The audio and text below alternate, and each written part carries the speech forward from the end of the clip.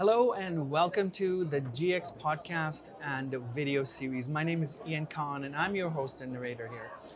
I'm here at the World Government Summit 2023. And in this summit, we have a lot of people who are visiting from outside of the United Arab Emirates, from across the world, in fact, to talk about the future of governments. With me right now is Natalia Olson from Plug and Play. We're going to ask her all about her work and to understand what the future holds. Natalia, welcome to the show. Thank you. Thank you for having me. It's It's a, exciting. it's a pleasure having you here. What are your first impressions of the summit itself? A lot of people. And what's interesting is that there's so many different people from all over the world, but I've never been to Dubai before. And I'm Okay. very excited because we have an office here too. Incredible. So Dubai is the place to be. The United Arab Emirates is, marching really fast on many fronts, from space exploration to technology and what have you. There's a lot happening, a lot of important announcements happening at the World Government Summit, and you can see the level of participation and the dialogue that's taking place. UAE is also home to COP28, Yes. so which is really great news. So I'm looking forward to this year, especially here for the UAE. Well, when we talk about COP28, we talk about sustainability over the long term, right? We talk about practices that weren't available, things that weren't available before, and now it's great to see the UAE stepping up at the front, right? Because when we talk, I was part of the negotiation agreement of 2015 with the Sustainable Development Goals. When we talk about like the technology, right, to make that happen, to spread the information, so not only governments but corporates and entrepreneurs can actually take advantage of that. And we want to see more technologies coming out of this region. Absolutely. So let's talk a little bit more about your work. What have you been doing for the last few years? Well, I'm an entrepreneur as well, but I worked for Barack Obama for about 6.5 years for the U.S. Small Business Administration, helping entrepreneurs get funding. Then I started another company, and then I went to work for Plug and Play. It is the largest seed capital investor in the world. We have 35 unicorns. Google, Dropbox, many companies got started at Plug and Play. And I'm building the entire government division globally. So I am flying all over the world, working with different governments to make sure that we figure out better policies to build better entrepreneurial ecosystems, especially in the tech area. Of course, and it's a lot of work because in some places there is a playbook, in some places there isn't. In many places, the infrastructure is missing, or you have to just build the foundations from grounds up, which is really, really hard to do. So Yeah. different. I'm guessing, when you encounter different places and geographies and regions, you just sometimes are maybe surprised or shocked at what you see. Exactly, because I think that across our region here between the Middle East, Africa, and Europe, especially, there's been a history of innovation, and there's a history of best practices. And I think sharing those best practices is really important. I'll give you a little bit of a story. So in 2012, when the EU wanted to comply with our patenting agreement between the US, we also showed them models which are like the SBIR, the SBIC models, in order for us to build the Silicon Valley, right? It didn't come out of the blue. It actually it came out of a government program that gave investors the funding and the capacity to invest in the craziest things. So the EU created this, and I think this is something of a program that can be adopted to many places. I think that's good models are good to share. Of course. Now that you're in the UAE, and I'm sure you'll meet a lot of incredible people and hear a lot of conversations. What are maybe some of your, you know, uh, and I want to rephrase this right. What are your maybe some of your preconceived ideas that you think are true about the region? And then what are some of the ones that you want to maybe get rid of or be wowed with? Like, Sure. it's the first time you're here. I know it right? is, and it's really exciting because I believe very much that a lot of folks don't realize the booming, what's happening here, the great cities and great entrepreneurs that are here. We do have 6 offices in the region at Plug and Play, but we also need to figure out how to get those investors to take more risk.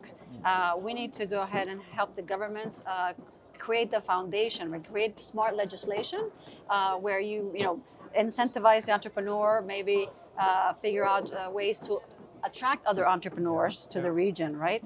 And I think that for me, especially when I talk about tech for peace, because we don't want any more conflict, and a lot of people see the Middle East with a different perspective. And when you're here, you're like, wow, what an amazing cities, or the region is booming, and there's so many things happening. And I think that when we talk about looking to the future, we want less conflict. We want for folks to understand that that technology can help save lives. That technology can inform people. That through that we have better education systems and so on. Yeah. So this has habilitated, I think, for us the vision. We grew in this year to 50 locations. Wow. And so now we are actually going to open 10 more offices. And so we're thinking like, really expanding and working more closely with the ecosystem. Of course. What about some emerging markets? Tell us a little bit more on what's happening around the world in terms of regions. Hey, interesting market, emerging, mature. Help us understand the landscape. So I just flew from Nairobi, from Kenya, and Africa is a growing continent. 25% of the population is under 25 years old. That means that they have a big demand for better infrastructure, for more modern digital transformation. And I think coming from the Middle East and from Europe and the US, we can actually be able to work together. There's an amount of development that is happening. I think there's something interesting there for sure. Around smart cities, around smart infrastructure, I believe very much that we still have a long ways to go to create the access, to information, the access to the infrastructure. We need more 5G, 6G, and more Gs possible. I'm very excited to see what's happening here, that there's a lot of investment going into that. I think in Southeast Asia as well, we see a lot of growth. Things are becoming a little bit more expensive in China, so a lot of investment is going to Southeast Asia. Right. And then we have a very big Arab community in Latin America. So the bridges are very tiny. We can fly everywhere. Yeah. And so LATAM, 700 million people, 2 languages, growing tremendously as well. We see a lot of leapfrogging. Digital currencies becoming a lot more popular because it's a lot more stable. I'm a big fan of blockchain because of transparency. Of course. And I help bring it into the government. And so I see that there's a lot of new things, from edge computing to quantum to the ability to make infrastructure smarter. When you talk about cars, autonomous cars, you'll have to modernize the facades of buildings, the sidewalks, and so on. We still have the same design systems from 50 years ago. Yeah, absolutely. And I think we absolutely have to look at growth and building and all of that from a overall perspective. Like, are our roads ready for autonomous transportation? They are not. They're not. Right? They're not. No. But can we make an autonomous car, run in circles in an enclosed space? Yes, we can, So there's all of those things. But I think overall the world is full of hype. There's so much hype out there about emerging technologies, artificial intelligence, chat GPT-3, generative AI, metaverse, all of these things, right? Yes. And I feel sometimes they don't do justice to the actual cause. They're just a distraction where, they create more confusion. So I think we need more entrepreneurs who can actually convert ideas into solutions and say, hey, you know what? I have a very small problem in rural Pakistan collecting water, or in Africa, doing, herding animals or livestock. And those grassroots solutions are needed. I think technology can help some of them. Well, it's funny because I was at the World Bank event, and all we talked about was ag tech, agriculture technology. Yeah. And you'd be surprised how sometimes the technology like drones or scanning devices or sensors, figuring out how much water we should be irrigating, figuring out trends and so on. But you need technology for that. You need to be able to translate that down to the rural farmer. Yeah. But at the same time, it's not only about technology, it's about education too. Yeah. So I discovered these initiatives to help farmers go back to school, by having entrepreneurs and be at the school. So there's these areas that are very rural, complete open spaces, and not even like a farm or orchard has been, Yeah. actually designed for that. So it's coming back to creating that bridge, but you need education, and it's really important for us to emphasize that. Yeah. Technology is not going to solve everything, that's Yeah, for sure. yeah. And I don't know if it's hype, but I think it's enthusiasm, right? People want to learn something because it's been, think about it. Our first smartphone didn't come out until 2006. Yeah. I mean, it's a few years ago. Yeah, yeah. So we didn't have our first applications, and so I think technology has moved really fast. But there's going to be a leveling off, I think. That, Of course. people are. The story from Africa always fascinates me, and I don't remember it fully, but I remember parts of it. You may know it more than I do, and it's about the transformation of, I think, the poultry industry, and somebody taking eggs and then they distributed them. Do you know that story? No, I don't know. And then it became a revolution where everybody had eggs and people began selling them. Fascinating story, and I'll try and put it down in the comments below. But that's something that had nothing to do with technology, but innovative thinking. Exactly. And thinking, what kind of a solution does the society need, right? Well, that's what, I like to remind people that all these large tech companies actually came out of wanting to solve a problem. They didn't come out to like, I'm going to make billions. Yeah. It's about solving something that wasn't working. Yeah. And so and in general, human beings, we want to solve for our lives. We want to solve for our children. We want to make sure that we don't have a bad impact, but we're always looking out for ways to solve problems because you live better that way, right? And I think that what's important here, especially when we balance technology and the big issues that are happening, it's get the citizen at the center. Get the person that you're actually affecting the most to have a dialogue. And that's where I say technology is a good thing, because you want to have that dialogue. And I'll tell you, as an urban planner, we used to only survey 100 people because you do it by paper.